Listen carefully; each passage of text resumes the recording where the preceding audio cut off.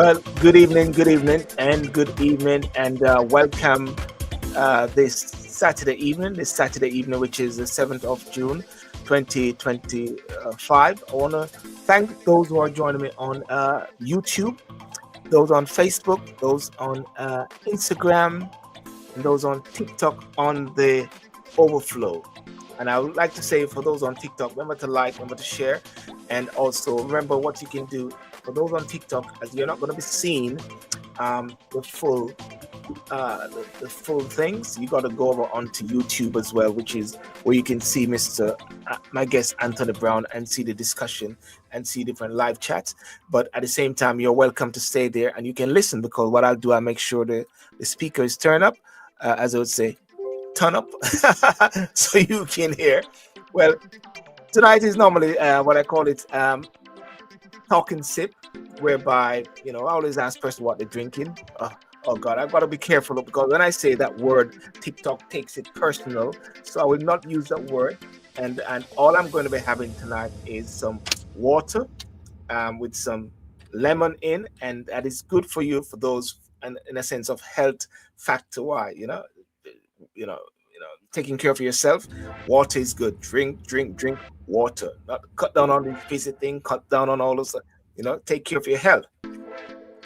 And as what I do, I tend to walk in the park a lot.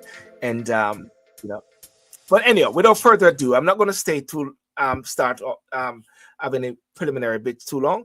But I just want to say as well, at the same time, I need to highlight something which is happening, and that is, I want to highlight Victoria Mutual. Victoria Mutual is having this event on the 20th of June 2025, and with the president and the CEO Courtney Campbell, group executive, the CEO and group executive and special guests will be happening there. Talk about build your wealth, where you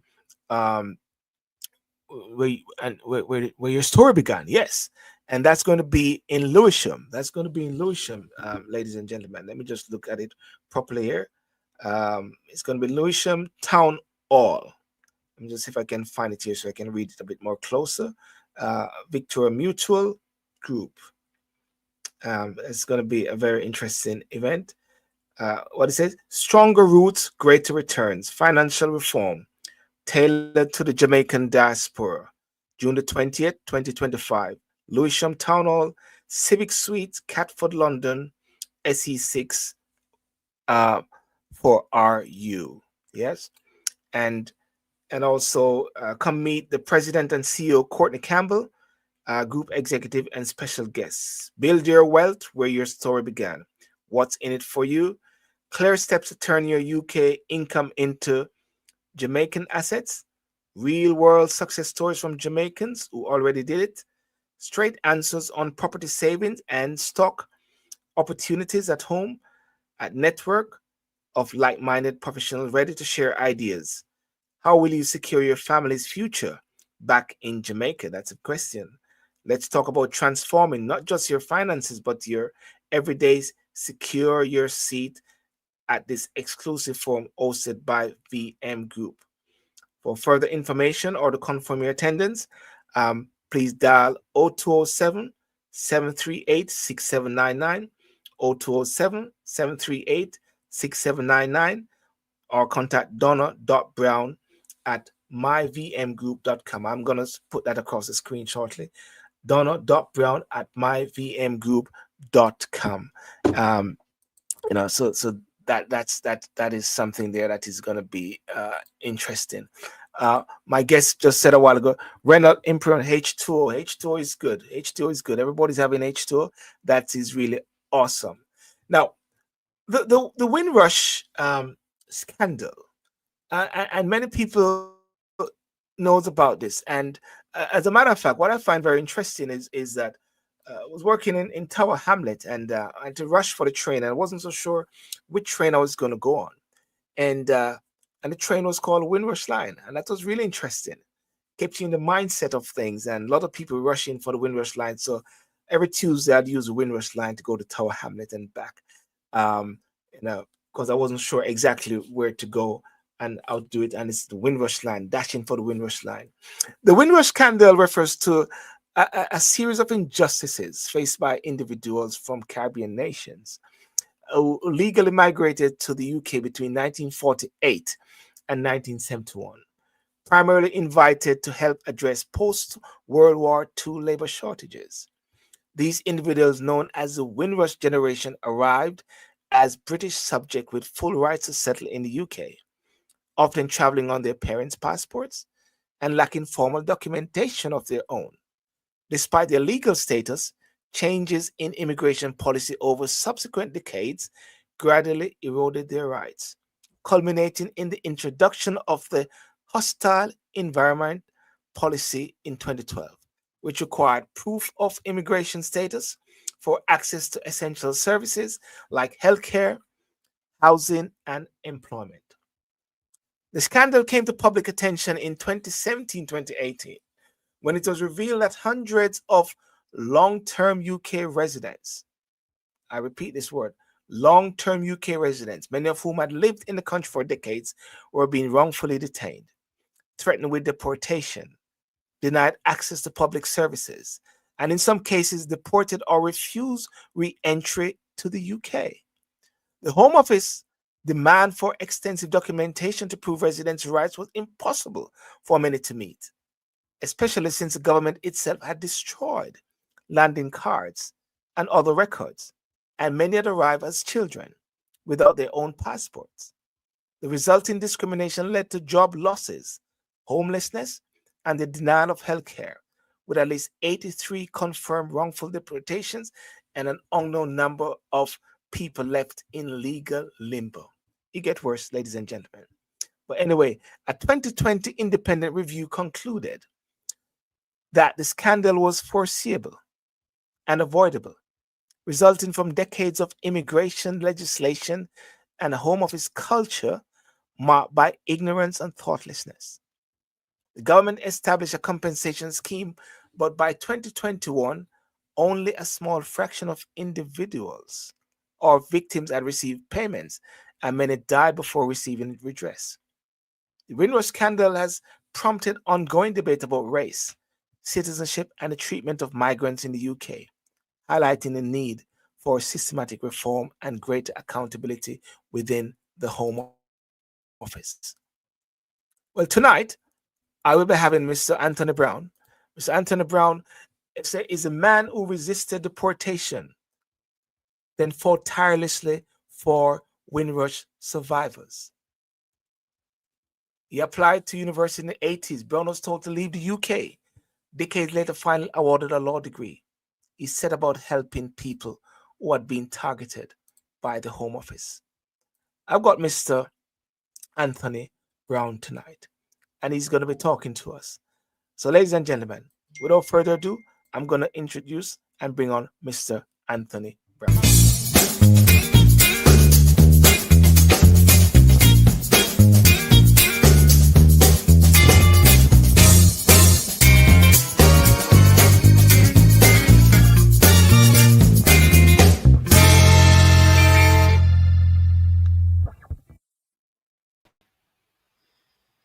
Good evening, Sir Brown. How are you doing? Good evening. Good evening. Very well, thank you. Thank you for joining this evening, and welcome to the show, sir. And for you to have your way, to have your say, and tell us about things.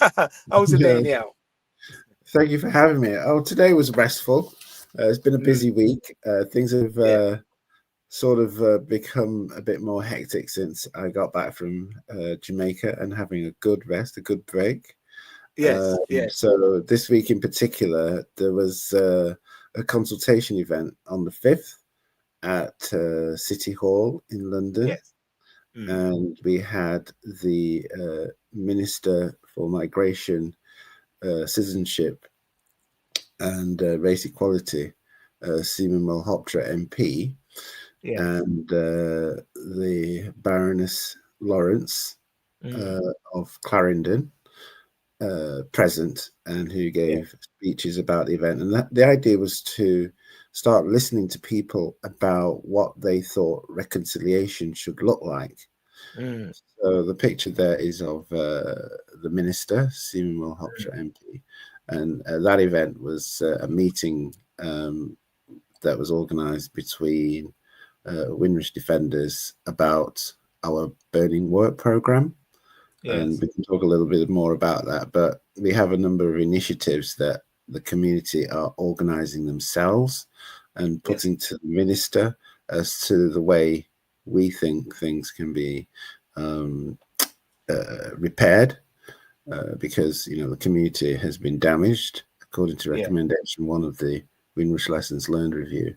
So this consultation event was to see what the various communities thought needed to be done in order to effect a process of Yeah. reconciliation.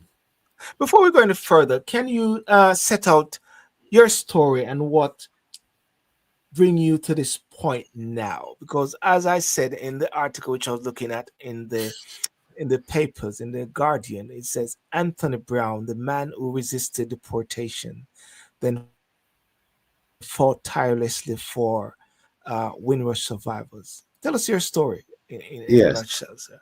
I first should mention the Windrush schemes. So there's the Windrush scheme and the Windrush Yeah. compensation scheme.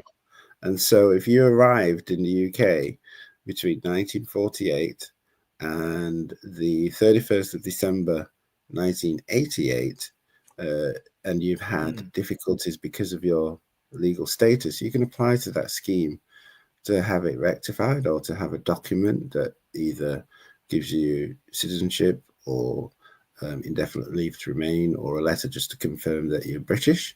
And then if mm, you've had real difficult problems because you haven't had your documents to show that you have a legal right to access services or to return to the UK, you can apply for compensation. And so that is still available. There's no time limit on it. And so far, they've paid out over £100 million to people around the country. So it is in effect, and it's for people to, mm, look and see whether they are eligible. And what the work we do in terms of Windrush Defenders Legal is to assist people to access the scheme by helping them with their applications and so on. But for myself, my story began when I was born in 1960, and my dad had left Jamaica just You're a after. British. You're a British. You're born in 1960. You're British. Well, I was born British. Then I was made a Jamaican citizen without notice, and then I was threatened with deportation, and then I was made British again. So, Mm, and I'm the same person. It's just that the government has been busy passing different pieces of legislation that's changed my identity from time to time, and thousands of other people. And this is what's caused the problem. So, my dad came here in 1960 as a citizen of the United Kingdom and colonies. And what mm, that means is that he came under the 1948 British Nationality Act, yes. and Section 4 said if you were born in the Commonwealth, if you were born in the colonies or in the UK, you were British. And so we had this common citizenship, and people could come and go. So people from Scotland, England, Wales, Jamaica, and other places um, had this common citizenship. And the Windrush ship, MV Empire Windrush, Yeah. uh, that also picked up Jamaicans and a number of other people from Caribbean Mm, islands and other places in 1948. So this yes. was like, 3 years after the war, and they brought people who had been fighting in the war, had gone back to Yeah. Jamaica. And then the government decided they needed them back to Mm, rebuild. And on top of that, they campaigned for a number of years after 1948 to get people to come over and help rebuild. But I should point out that people from the Caribbean had been coming to the UK and living in the UK for centuries. So Yeah. Jamaica was a colony since 1655, Yeah. and so for 300 and odd years, we'd been made British. So we shouldn't forget that people also fought in the First World War. So we've been contributing for quite a long time to Mm. Britain. And then in 1962, the government decided to give Jamaica independence. Mm. And what that meant was that the legislation that Parliament passed made anybody who was born in Jamaica Jamaican. So even if you'd come on the MV Empire Windrush in 1948 and settled Yes. here, and you'd not gone back to Jamaica, and you'd come here as a citizen of the United Kingdom and colonies, that legislation changed your citizenship to Jamaican. Right.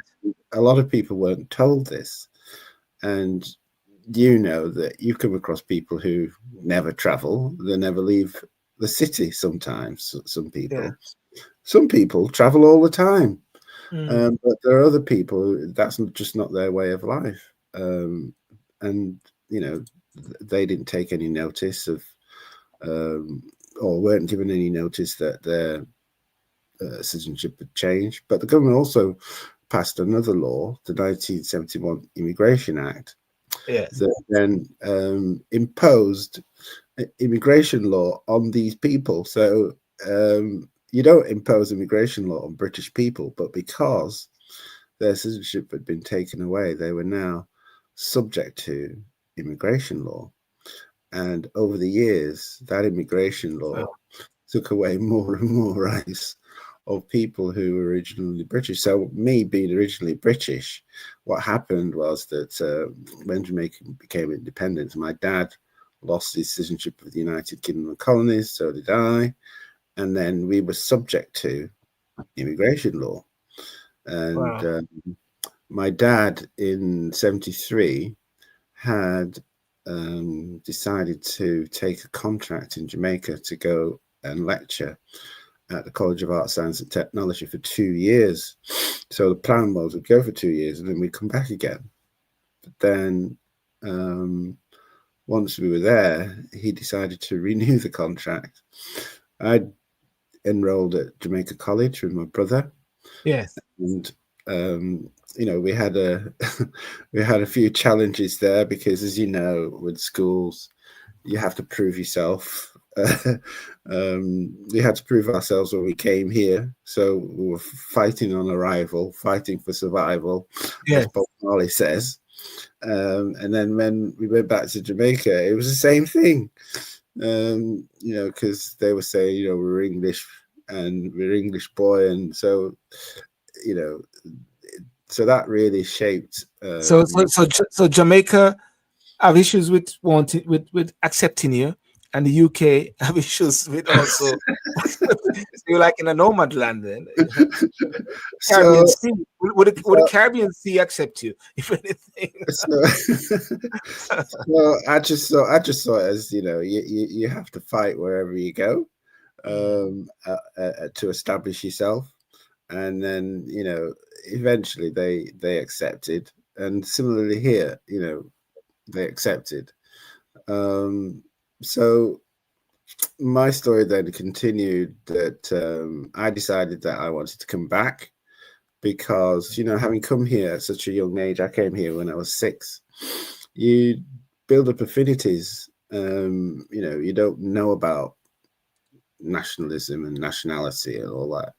You just know that your brother's here, your Yeah. friends are here, and there were, 4 siblings and myself had come over, Mm. and when we went back, only one brother and myself went. So I was missing my bigger brother and my sisters, and just couldn't settle.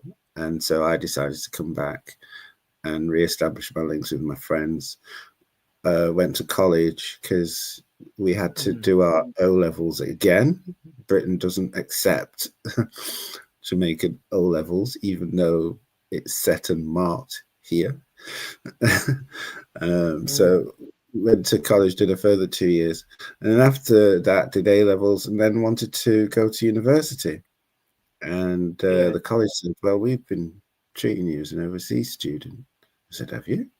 I said, "Yes. You need to write to the Home Office to clarify your situation." So I did, and then the Home Office wrote back um, and said, "You're an illegal immigrant.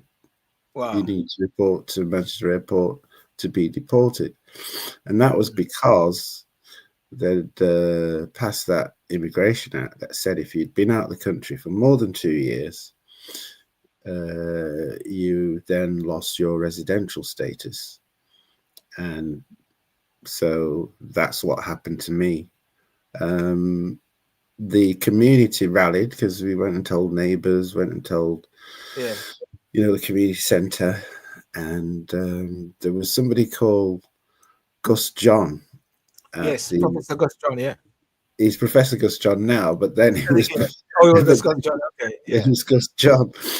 And he ran a centre called the 8411 Centre in Moss Side.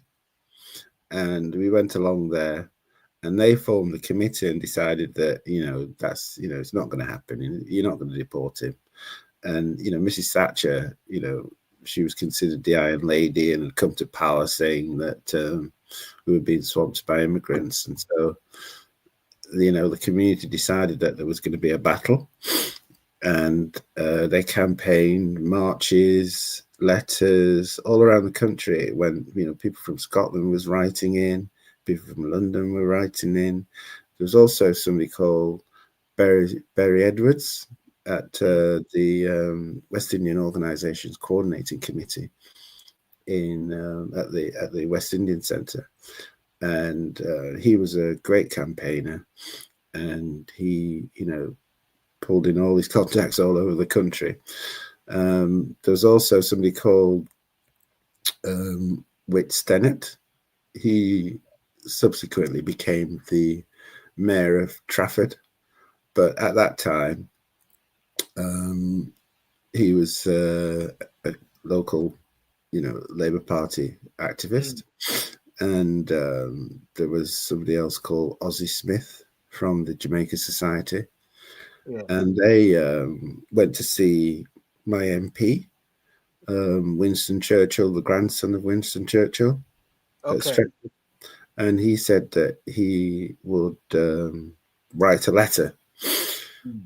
to the Prime Minister because he felt that what happened to me was wrong.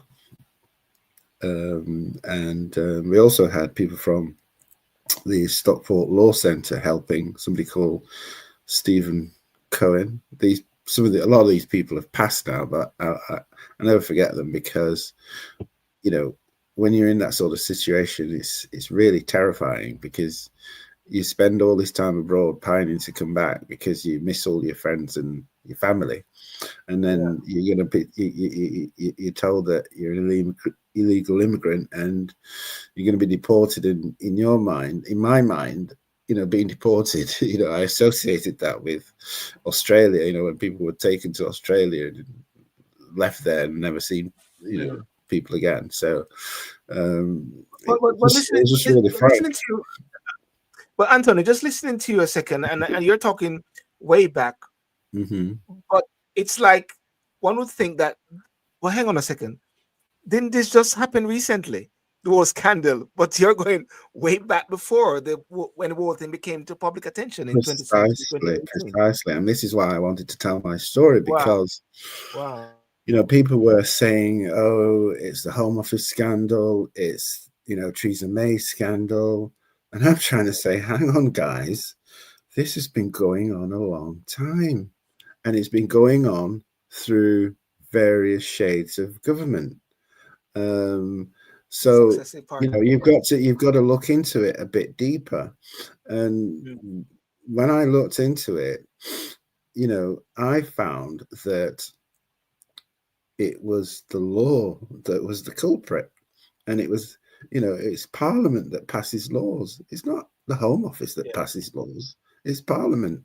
Mm, And what had mm, happened was that, you know, I felt that, hang on a minute, how come the law's been um, treating people who weren't born here in such an unfair way, when, as I was saying earlier, for hundreds of years, um, let's say we were contributing, not voluntary, but as enslaved, they'd taken from Jamaica and other Caribbean islands to build up the institutions here, um, yes. and then afterwards, they were saying that we couldn't access these institutions anymore because we were now independent, and it Yes. was based on where we were born. Why couldn't they have picked, another criteria? Why couldn't they have made it so that those who had migrated here, um, Yes. there were no limits on when they could register as British citizens? They limited it to 1988, effectively, um, and um, and so, you know, I then began to think, well, what should we do about this? Because although the government had put the Windrush scheme in place, um, I applied to the Windrush scheme, and then, after 35 years, Mm, they had given me back my citizenship within 3.5 weeks. yes. And but a lot of people who had come before me, or were neighbours of mine, they'd been affected as well, and some weren't being given their citizenship back, and I couldn't understand this. So we made an application to the courts for a judicial review. We decided that we were going to take the Home Office to court because we thought the scheme wasn't fit for purpose. Because here they are saying that they were going to right the wrongs done to the Windrush generations, and we looked at what's called the Windrush statement by Amber Rudd, and it was saying, how Yes. people who had gone abroad could get their citizenship back and so on, and yet we were finding that people here couldn't get their citizenship back, and they were living in limbo. We helped some people with their status, and they could access their benefits, they could get their jobs and so on, get their jobs back. But there were still others that couldn't. So we thought, well, we're going to have to fight them. And we decided that that fight was going to take place in court. In the end, the judge said that we had a case that had merit, Yes. but because the laws behind the scheme were primary legislation, he couldn't make a declaration about that. And Gotta go really Parliament. said, Yeah. exactly, we have to go to Parliament. So we Mm, decided, okay, Parliament, here we come. So that was like in 2022, but it's taken quite a while to recover because I was just completely drained and burned out for a whole year after all of that. And then, the 75th anniversary, um, again, it was just a lot. It does become overwhelming sometimes. yeah. But there's a team of us. There's quite a number of us up and down the country. Um, in the northwest, we have Preston Windrush, we have Yeah. Liverpool Windrush, we have the Windrush National Organisation, we have Windrush groups in Nottingham, in London, all around, and it's had an effect that previously, as a community, we weren't meeting up and strategizing nationally. But since the Windrush scandal, we've been doing that. I suppose when you've been hit over the head with a bat, you kind of Yeah.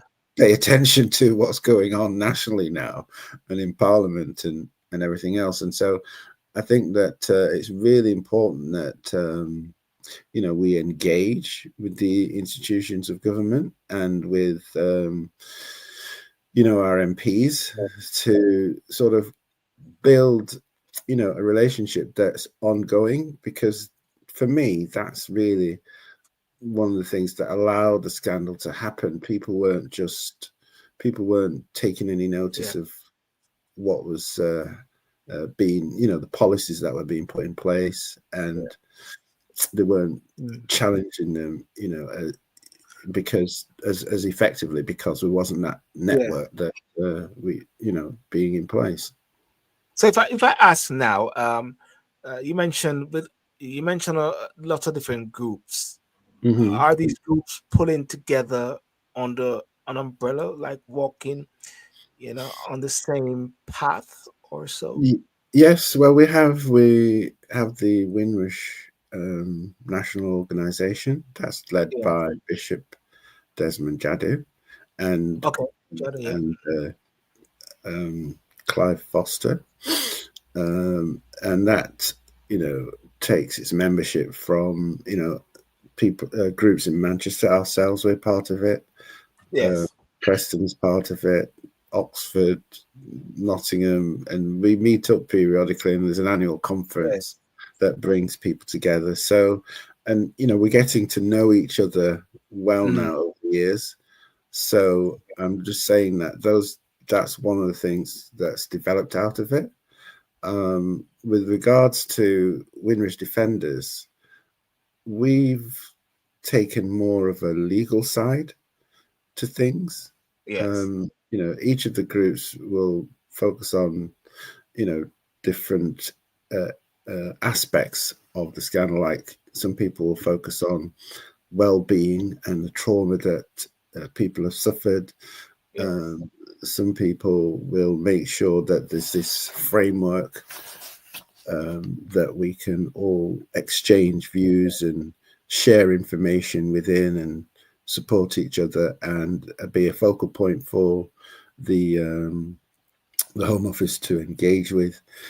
Um, but our position is that it's the law that has created this issue, and we need to change the law.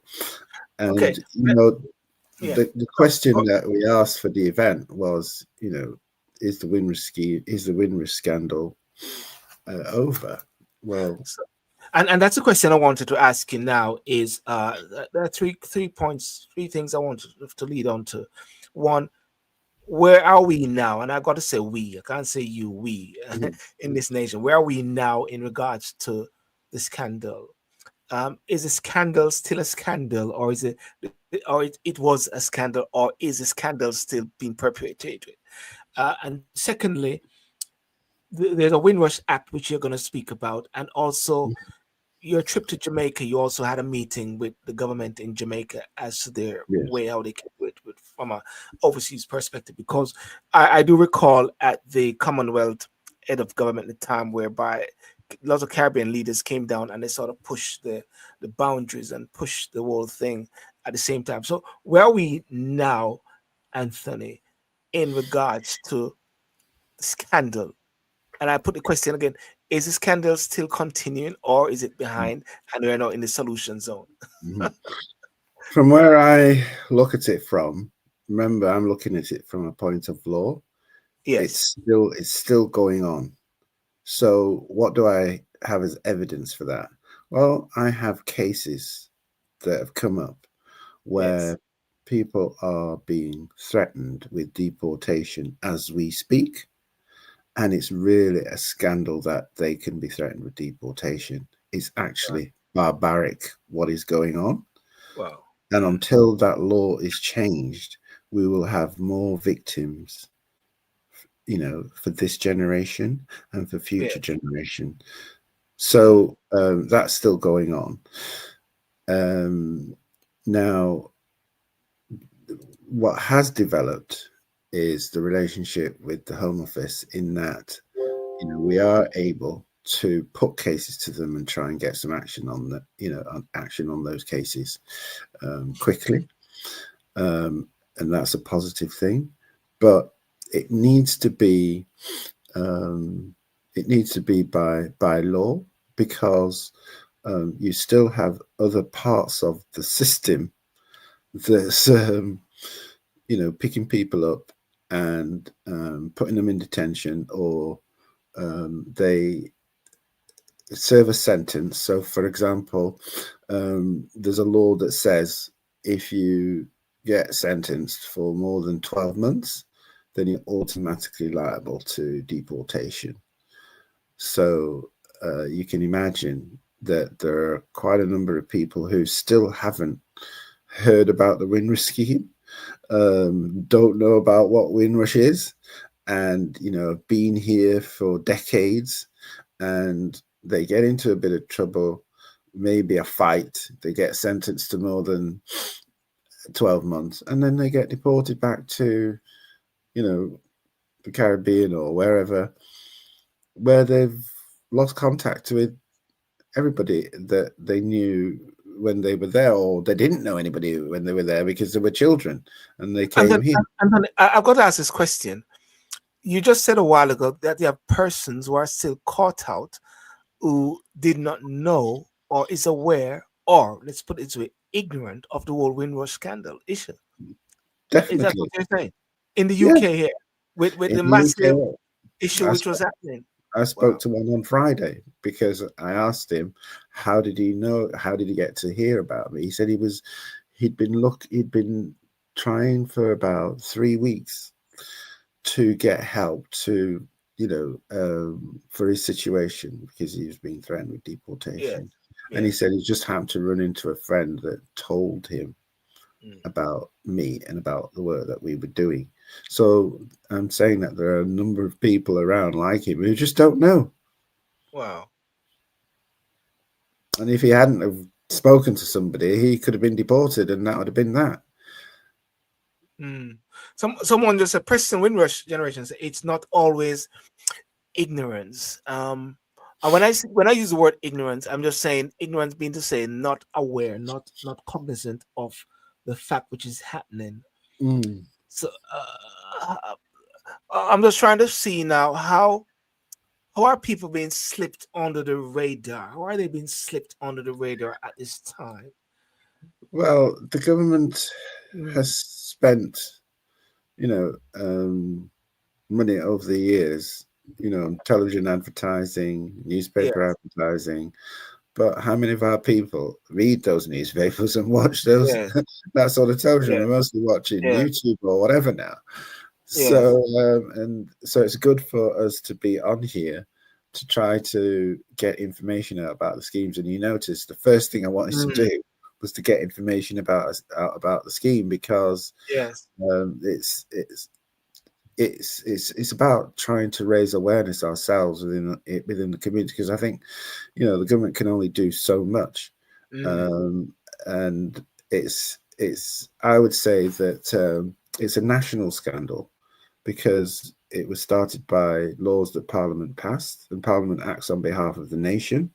And yes. so, if the Home Office are holding their hands up and saying, okay, we're sorry about our part within it. Okay, well, let's see how we can work with them to sort it. But then Parliament has to take responsibility and look at changing those laws so that the whole system then starts to act in a way that it wants to resolve and reconcile, um, you know, with the wrongs that have been done.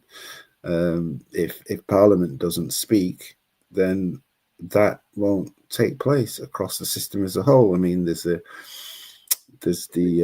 whole judicial system that needs that information going through, so that when people Mm, leave prison, they're not, they're not putting them on the next plane out. And also there are people who will lose their jobs because um, they won't have had those documents, and so this, you know so so the, this, the so this. situation that the Mm, situation that we have is that if you've been in a job for a long time, yes. then and things haven't changed, then you're probably all right. But some employers then run a check because the employers are under a sanction that if they're employing people who are not properly documented, they get a massive fine, Yes. £10,000 or more. Yes. So, airlines are on a sanction if they can't allow people to get on board if they haven't got the proper documentation. So you Yes. might fly out, but then to come back, you've got a problem. You know, Um, so, someone said on TikTok, said, what scheme please? And Melanie Clark just said the Home Office claims it is done, but I've never seen the scheme advertised in national newspapers in the UK. The scheme which is there. mhm. I mean, the newspapers the newspapers would play a part in the role of the elderly at the same time, but really and truly, it is the social media now and the duty upon the children, the children of the elderly, are those who are impacted to take a stronger, active role, isn't it? Mm. Well, it's a mistake to think that it's the elderly. This is the problem. It Yeah, well, goes there I from go now. generation to Well, generation. This well, there we person, go. Yeah, this person was in their 40s, and you've had Preston Windrush on making a comment. That was started because of a young girl in school. She was 12 and she wanted to go on a school trip, yeah. and they told her she wasn't British. Her mother had been born here. She had been born here, but she wasn't British. The reason being, her grandmother had come from St. Vincent. Yeah, St. Vincent had got its. As she come here as a citizen of the United Kingdom and colonies. St. Vincent had got his independence. I think it was 1979. yes, Grandmother didn't know anything about any changes in yeah, status or whatever because people weren't notified. And yes. then her daughter was born after 1983. And if you're born after 1983, you're not automatically British, even though you're born in the country. And that meant that her daughter wasn't British. And it was a complete shock to her. And I think it really, destabilized her. And she was just 12. So people thinking that it's all the grand people and the grandparents and old people. No, it runs down the generation. I've dealt with Oh, people of all ages, but the youngest is 12. But they So usually now, find it when I'm going on a school trip. so now we talk about the act, the Windrush Act. This is something which you're part of the pushing for that, where to create or amend legislation that restores the citizenship of the Windrush generation and their descendants and repairing Hmm. damages done to community cohesion by racially disproportionate immigration law enforcement. If you can sort of elaborate on the act and the process of trying to Mhm. get awareness to get this amended.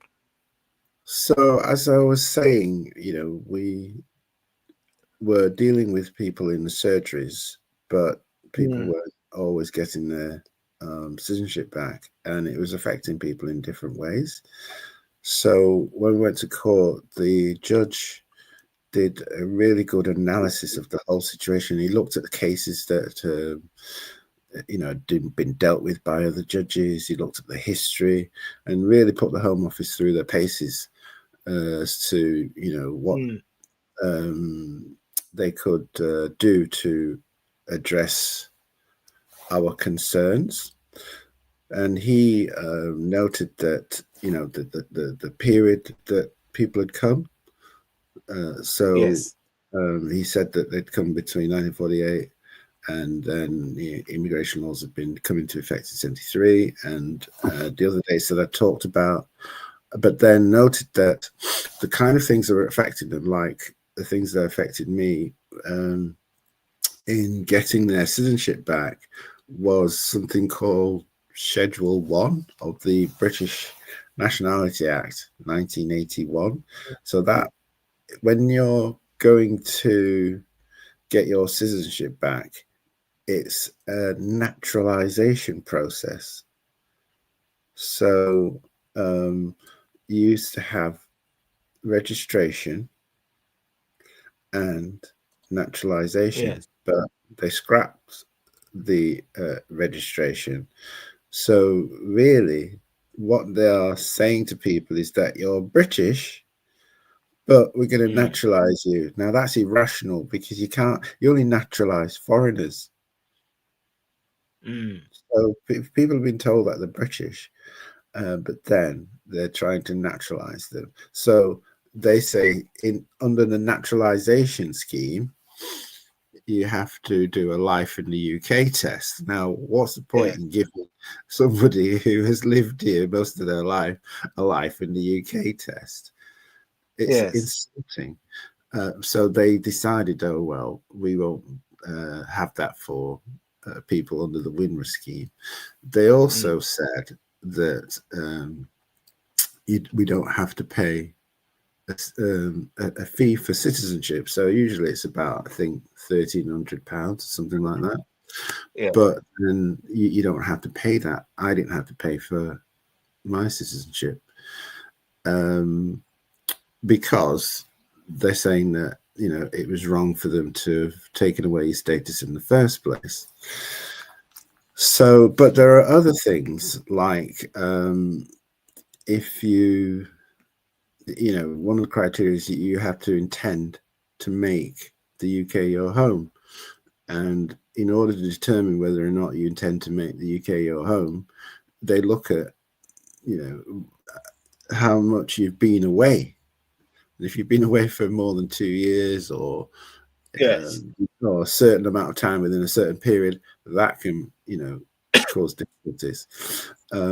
Also, you have to have been here 5 years before you can access that process. So people who were locked out of the country for however many years, they won't have been here for 5 years, but then you're telling them that they've got to wait 5 years.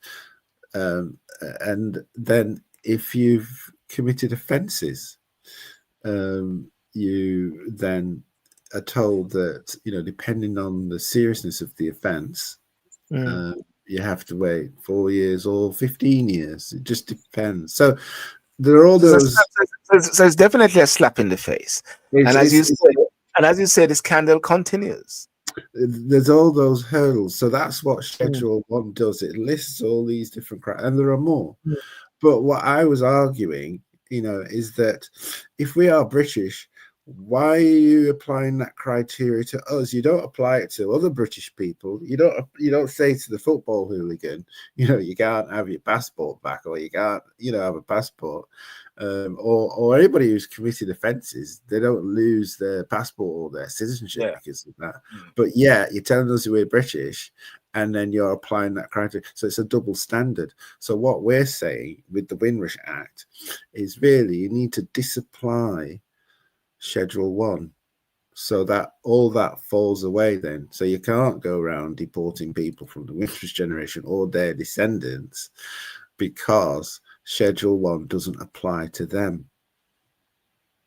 That's what the Windrush Act would do. But will this be caught? But will this be caught up with the new regulations that the government is doing now? Like, is going to be 5 years, going to be up to 10 years? Are you going to go into that indefinite leave zone, or you bypass that zone? Well, until the government's new proposals or laws come into force, I don't really take much notice of them. So we Yeah. we we we, we look at what's on the statute book and what's being applied at the moment, and and work on that. I wouldn't want to complicate it with anything that might be being thought about or what another party might be talking about. Lots of things are said in Parliament. We tend to just take notice of the things that are Mm, legislated on, and then we're all clear then what the law is and what we're working with. So that's our position. That okay, what is the law at the moment? And the law is that we've got the naturalization scheme, and it's got yeah. Schedule 1. And so what we want to do is to disapply that, and it's straightforward. I don't know if it can be done by what they call statutory instrument, meaning Mm, that they just put the they don't have to go through a parliamentary vote and all the different Well, well, committees that you have to well, go well, through and so on. well, Anthony, I'm thinking that the last government, Hmm. where a lot of the whole issue was Amber Rudd was there, the successive home secretaries were there, and the Labour Party was really hammering the Conservative Party at the time. Is there a light at the end of the tunnel now? Now that Labour is in to sort of rectify the wrongs to a certain extent on their watch now, even though it has been combination of successive governments at the same time were part of the problem. To be Is that a fair, there has been a shift. yes? I've met the Home Secretary, Mm, and she talked about a reset, yes. and we'd been waiting to see a minister because we'd been talking to civil Mm, servants for some years about our Windrush Act and about burning work, and we presented the new Home Secretary with a folder of all mm, the work that we'd been doing, and she said that she would pass that on to her junior minister, Minister Simon Mulhoptra. So yes. we've met with Simon Mulhoptra as well, and I found her positive. I Yeah. think she's warm. I think she's open to discussion, and we have been starting a discussion with her. Whereas with the last government, we didn't we didn't have that sort of discussion with Yes. politicians or ministers. So that's Yeah. that's a start. That's a good start. Um, in opposition, the government was talking about removing the opposition, the Labour Party was talking about, or the Home Affairs Select Committee which was led by Yvette Cooper, was talking about moving the scheme from the Home Office, the Windrush scheme and the Okay. Windrush embassy. But now that she's in power, I mean, we'd been arguing that that wasn't a good idea, even though people had been saying it's the Home Office's scandal and the Home Office did this and therefore they shouldn't have the scheme and so on. But we identified straight away that the Home Office is the department that deals with immigration and assessing status. Now, if you move the compensation scheme or the status scheme somewhere else, they're still going to have to refer to the Home Office, and that's just creating another layer of bureaucracy. And it took Yes. a year and a half to get the scheme up and running. To now uproot everything and have all that, to create another organization to then refer back to the Home Office didn't make any sense to me when they first talked about it. But now I think they've come in, they've seen the light, and so they've scrapped that idea, thankfully. Mm, And I'm saying that what we do need to make the whole thing work better is this Windrush Act. And then that, at the moment, the Home Office is operating under an immoral law. right. The Right. the the the the minister made us aware that it was her that had released the historical roots of the Windrush scandal report. So that's a report that was done, but the previous government sort of buried it and didn't want to release it to the public. But Yeah. the new government came in, and Minister Simon Mulhoptra had it released. Now, that said, Yes. the Immigration Acts of 1962, 1968, and 1971, the one that got me, were designed deliberately to keep out black and brown people.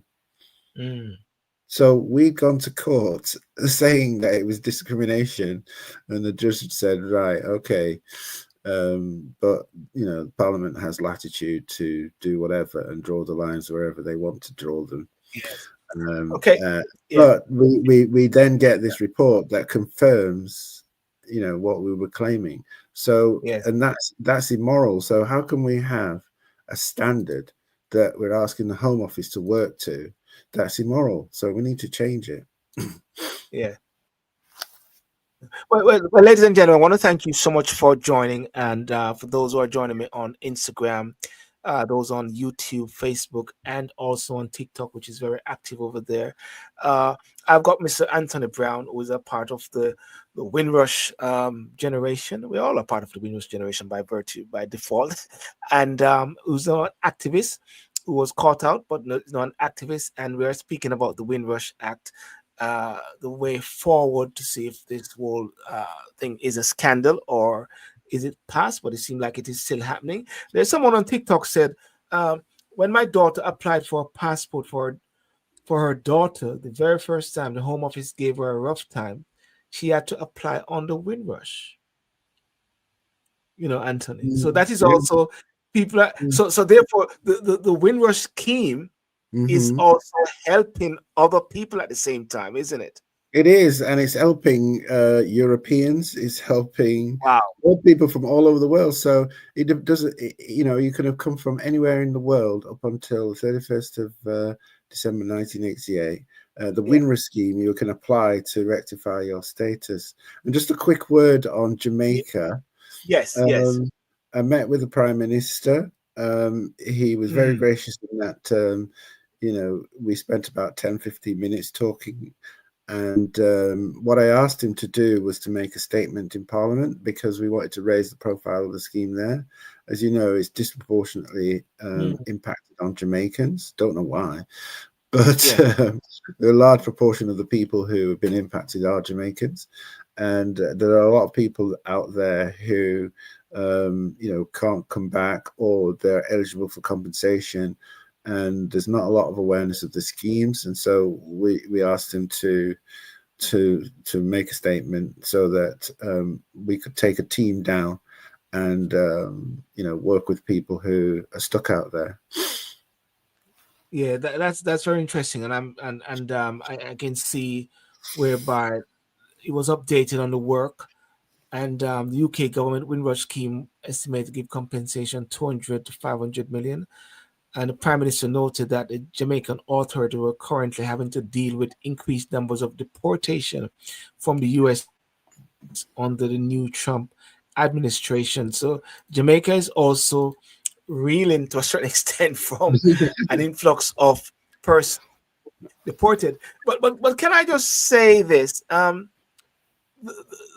the perception of a person who is deported. What is that?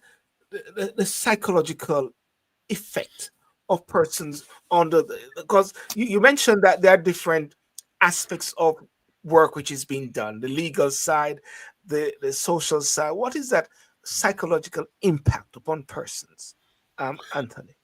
Well, from my own experience, when Mm, you're threatened for deportation, there's a strong feeling of not belonging, excluded, mm, and it really plays with your mind that nobody wants you.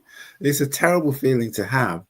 But then yes. I've also, I mean, I didn't actually um, get deported, but I did go through a long period of having to, think about all of that. And then I've read stories about people who have been deported and who have been homeless in Jamaica. Um, Mm, we had a recent case that um, was while I was there. I was doing a little bit of help with that case, but they have now been allowed to come back. It affects their health. Socially in Jamaica, a deportee is just a low grade, really thought of, mm, badly in Jamaica if you're a deportee, and so there's a massive stigma on people who are deported, and they have to go through that. Sometimes, it's been done unlawfully, them being deported, and they go through that experience. But this person, there's another person, Winston Jones, who spent 10 years being locked out. But then, he came back and he's been compensated, with a six-figure sum. Yes. Started a project in the community to help young people with radio and studio podcasting and so on. So he's using his money to repair the community. And we're saying that the Yeah. government should be doing a bit of that as well, not only just compensating people, but looking to repair the harm that's been done in the community. And they've agreed to do to start that process. And some of the staff of the Windrush compensation scheme are working with young people in our community now in terms of mentoring and personal development plans. We're trying to get them to adopt a scheme called Burning Work, which looks at 5 themes: community cohesion, Yes. criminal justice, education, health, and work. And we look at the race disparities in those under those themes. Why is there a Mm. disproportionate number of Black people being stopped and searched? Why is there a disproportionate number of Black mothers dying in childbirth and things like that? And we want to see how those figures can be tackled, because what it seems as if it's the same minds that created the Immigration Yeah. Act that have Yeah. created all these other acts, and suddenly we find that a similar sort of situation is developing in those areas as well, where there's a disproportionate number of Black people being affected. So Anthony, how can the community help? And of course, I sense that there's a need for wider um, education and appreciation of this. Mm. How can the community help? And also at the same time, regarding the Windrush Act, how is the work going on with the parliamentarians? Lobbying. What's lobbying Yeah. factor? Pick whichever one you want to start off with 1st. Mm-hmm. I mean, they're both combined. The thing that we implore people to do is to use your democratic rights. Lobby your Mm. MPs, lobby your councillors, speak to them, ring them up. We hear about it, in the States all the time, and we hear about it here. People are quick to go to their MPs, but it seems like, as a community, we don't really engage our, representatives. And if you don't, then you will have these situations develop where you're disproportionately affected by a lot of problems in the community. So what we're saying is that if you can lobby your MP, tell them that you want to see a Windrush Act, or if you know of people who have been affected, you could Google WD Legal, and you can communicate with us through the website, or try and find another organization in your area, and they will make an appointment and see if the people that need help are eligible for the Windrush scheme. Anthony, can you just tell me the email address, and I'm gonna put it up there. Just the email So, address. so the website is Yes, please. www.wdlegal.co.uk, WD Legal. Yep. .co.uk. Yep. and the email is the team. Okay, that's the one you gave me earlier, isn't it? Yeah. Yeah, The at team. Yep. wdlegal.co.uk. wdlegal.co.uk. So the website is www.wdlegal wd wdlegal Mm-hmm. yeah .co.uk, and Yeah. likewise the team at wdlegal. Okay, fantastic. Okay. There's a video going around with a young lady, and she was having a go at the Windrush line. Mm-hmm. I wanted to play, but I couldn't because it is punctuated with a lot of profanity, so I couldn't, and I didn't have the time to beep anything. What's your take on that? Because the person was saying the amount of money which has been used to create the Windrush line, and Hmm.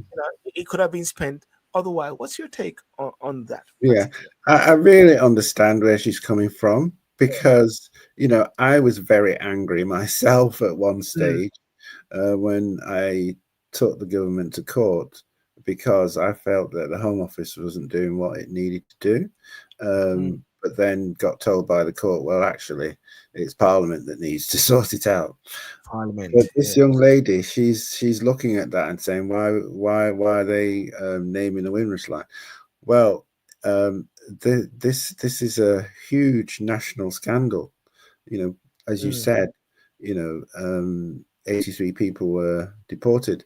The number that we have was 164 when David Lammy raised it in Parliament. 100 people, 100 mm, people, 164 people who are British people deported. And we talked earlier about people not knowing about Windrush or not knowing anything about it. mm, But what naming a line does, it actually brings it to the the, the consciousness of the wider public. So people now will know the name Windrush and begin to get other information as time goes on, because we're having Windrush Day on the 22nd of June. So that's the day that the ship landed at Tilbury Docks in London, creating a yeah. significant number of creating a significant wave of African Caribbean people coming to the UK. So they're Yeah. marking that day on the 22nd of June.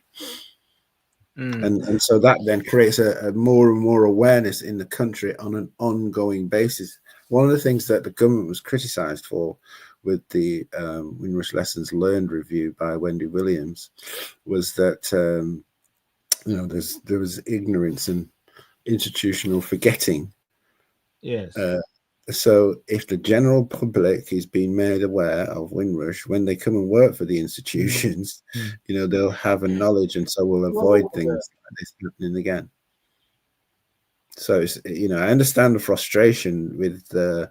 the compensation scheme not working as fast as it should, but I have another view as to why that is, and we're working on it through the through the Windrush Act.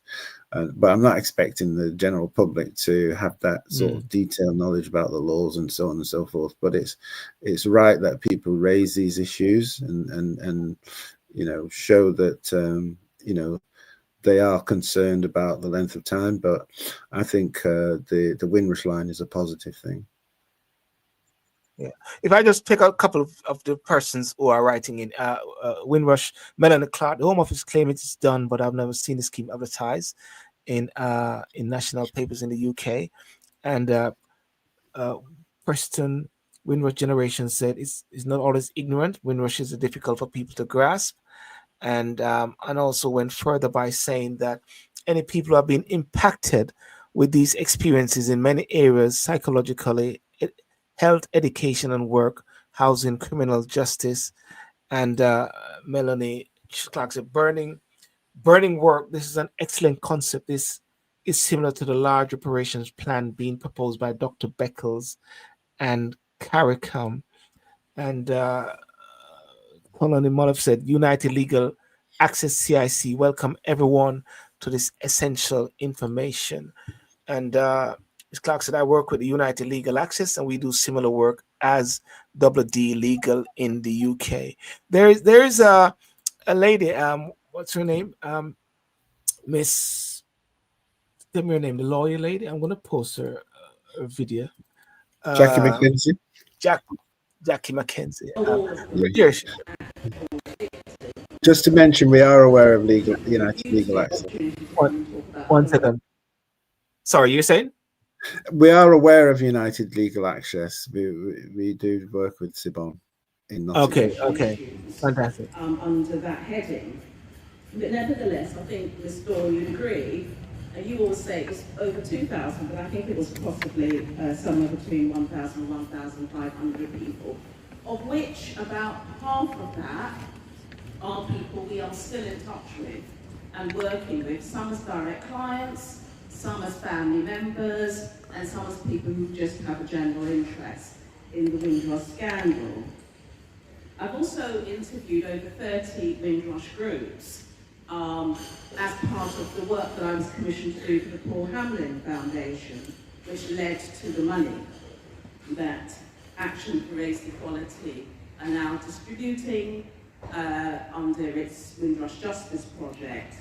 And I say all of that because I've never heard of Dr. Zaza or been asked to contribute to her work, nor have I been able to find any of the reports online whilst I've been sat here. And why that worries me enormously is because I wonder, when we talk about stakeholders, who are we talking about? Are we going to start excluding people, particularly people who ought to be around the table? Because I'm somebody who helped write Recommendation 3. I worked with Wendy Williams as an independent advisor, and there's much confusion about what it actually means. What does it actually say?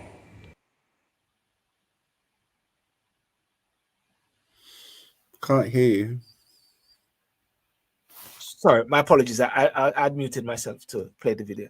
No, I was saying, if you want to just elaborate just briefly on what was happening there and of that event there. Yes, so that's Jackie McKenzie. She's from a law firm called Lee Day. Yes. She had her own law firm at the start of the scandal, and she's done a lot of work to support organizations, research, and to help Windrush people affected by the Windrush scandal. And Yes. so what was happening there was that this was the consultation that I mentioned earlier, where Baroness Lawrence and Minister Malhotra had attended it at City Hall in London on Thursday.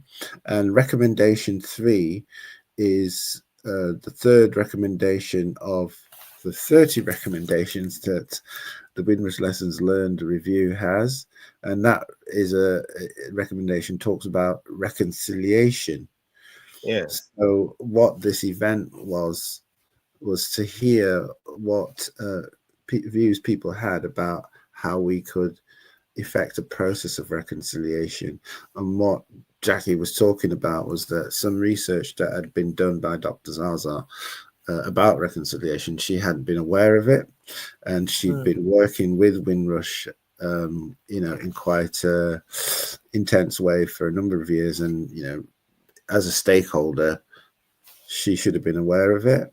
And she went on to talk about that really it sounded from that report that it's just about people who had been impacted talking about the trauma again. And she was saying that she'd worked as an independent advisor with Wendy Williams, and really what recommendation was about was how the African Caribbean community, or those that had been, the recommendation 1 talks about the African Caribbean community being harmed by the Windrush scandal, and she said that it's really for the community as a whole to look at areas of harm like health, criminal justice, work, and so on, and really give their views, and then for ministers then to look at policies or legislation that can really address that harm.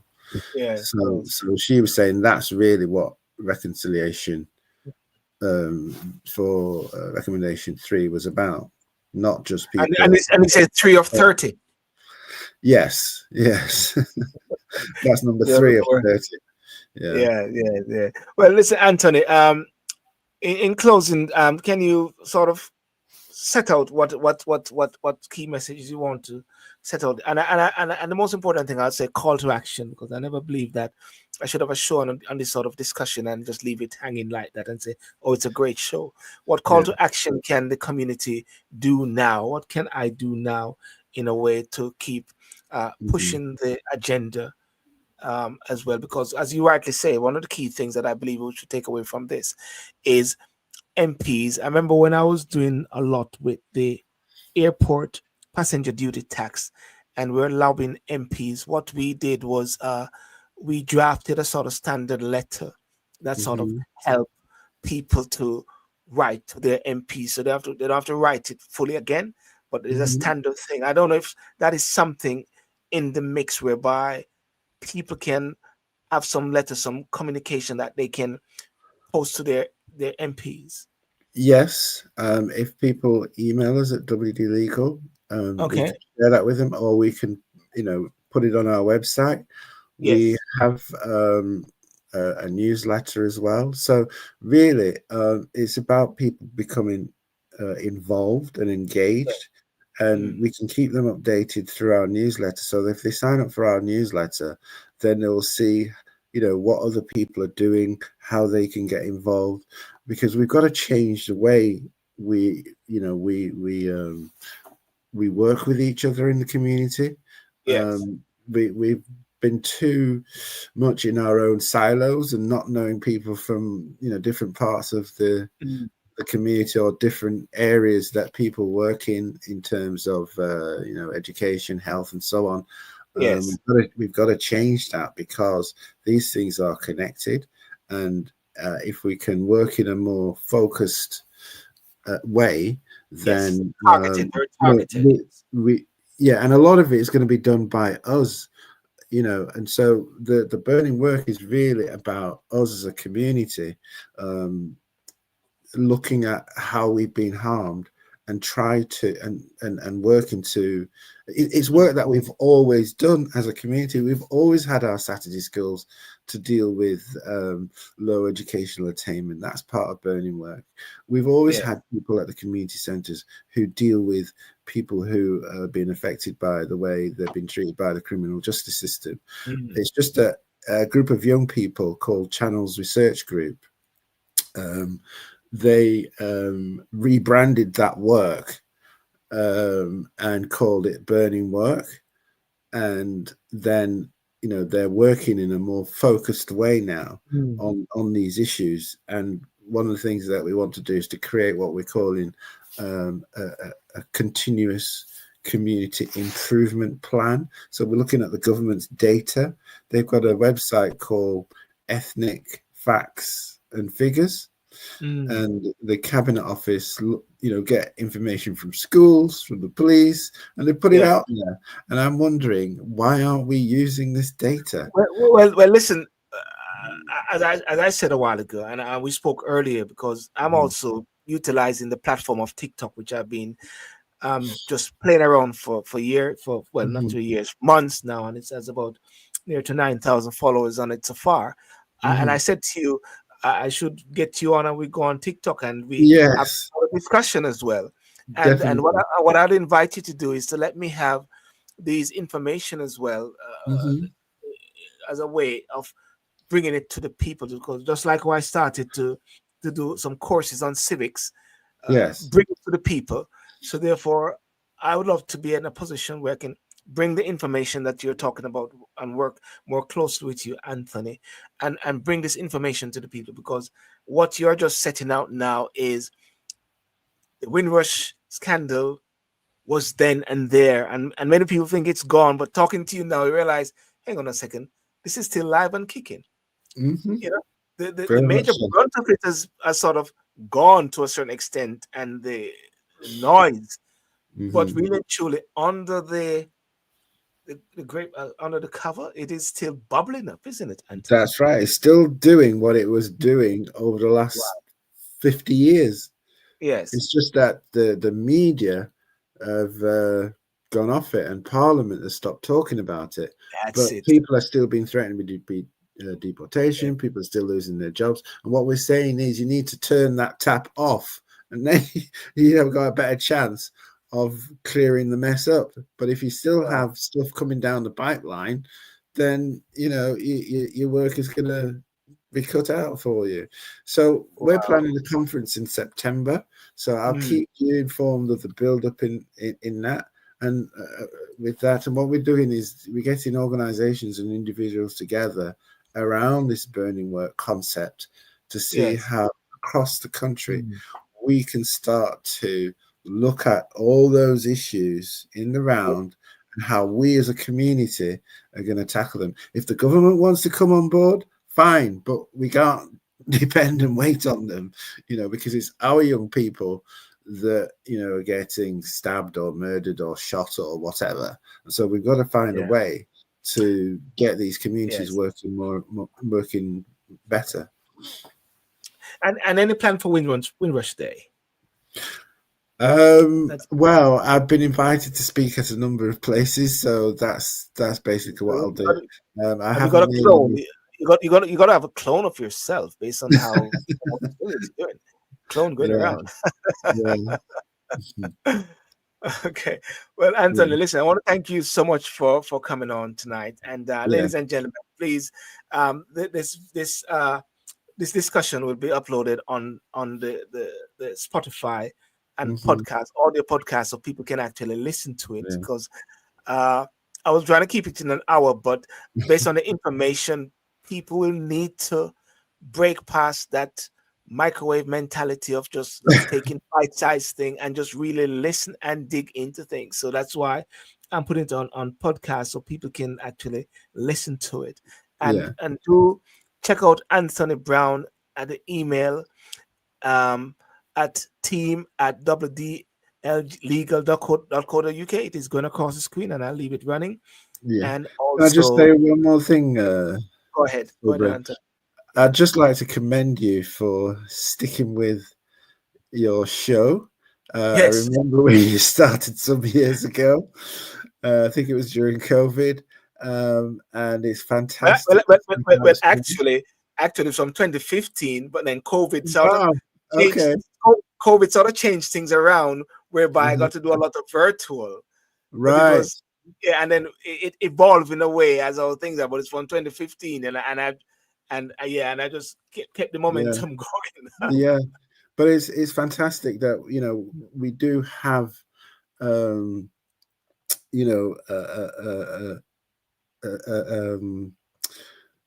opportunity for us to get information out to people, and it's because of your hard work that you've created this platform. And it's very commendable, and thank you for having me on. Thank you so much, Anthony. But of course, remember, we're going to go on TikTok now. You'll educate me on that. I found out it's a different world over there. You know what I mean? But I'm ready to learn.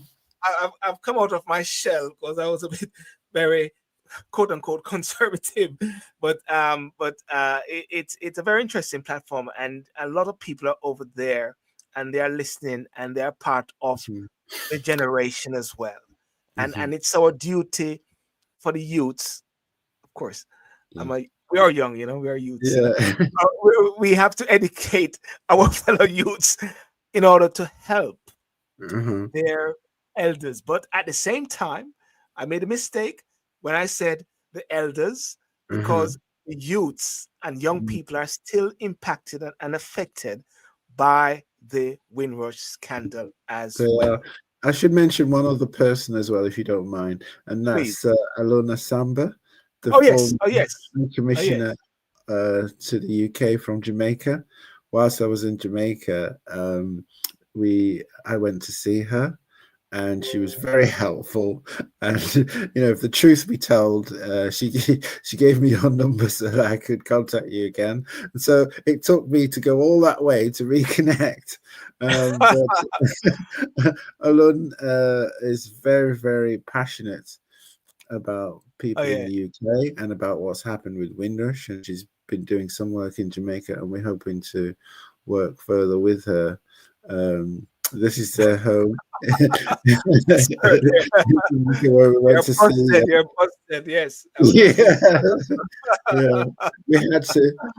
We had to drive all the way to Monique, and we got lost a number of times, and she had us on the phone directing us, and she really told us off. What did she say? Follow the back. This is a tree cow, one ackee tree, go around the corner, go up the hill.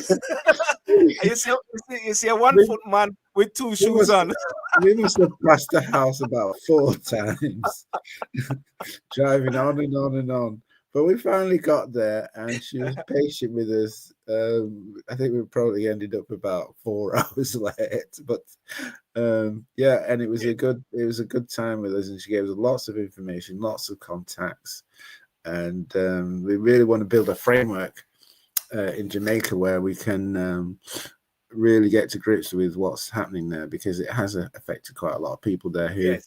Some of them, are suffering because they've been deported and living on the streets. Want to find those people and help them, and other people who, may just need their status or claim compensation. And thank Alon for that.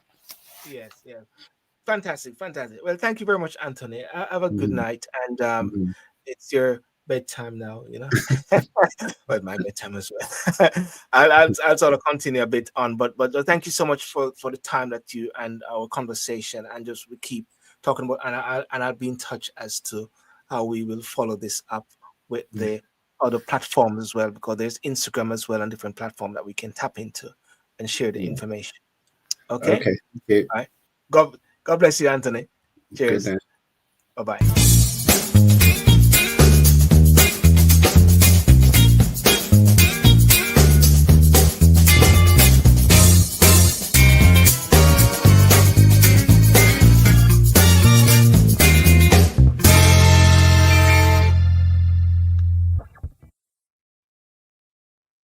Well, ladies and gentlemen, thank you so much for joining as that discussion with Anthony a moment ago. Very informative and very, what should I say, enlightening discussion in regards to the whole bit, in regards to the Windrush.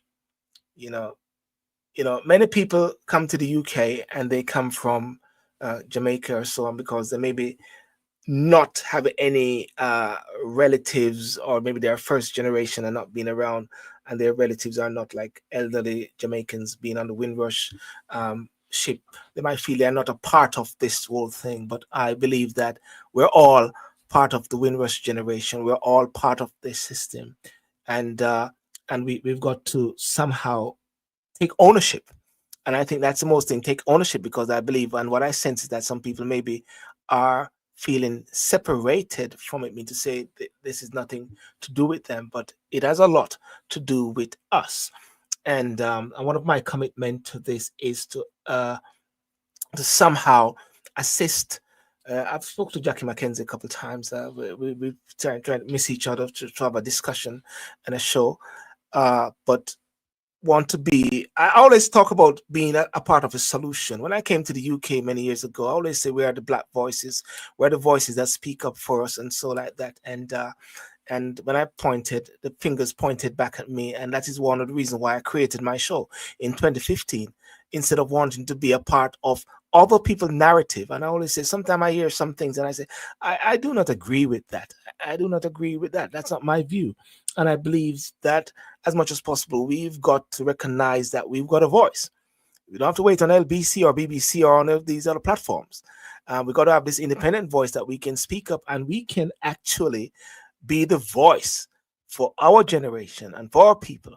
And when I look back at it and realize that while I'm from Jamaica and I'm from Ocherius, and my wife is from Ocherius, I realized that I got 2 children now in this country. And sometimes people will say to me, boy, you need to leave England and come back, leave Babylon, But then when I look around in the UK and I see lots of black youths, a lot of black children, a lot of black families. And I say, we all can't just get up and just leave the UK like that. We've got to be a part of the solution, and we cannot allow our children to be fighting the battles that we should have fought. They need to fight the battles that is, prepared for them. But the ones that we need to fight now, we need to fight to ensure that they do not have to go into the battles that we should be fighting, right, Michelle? So we've got to take ownership for this. So thank you so much for coming on. Preston Windrush Generation for your comments. Melanie Clark as well, and Mr. Talani Malif, and Michelle as well. Now, as I said before, you can find more about Anthony Brown. You can see the numbers scrolling across. You can always go back and you can screenshot it and you can get it as well. I just need to flag up Victoria Mutual, who is having their event next week, Friday. Make sure you tune in for that.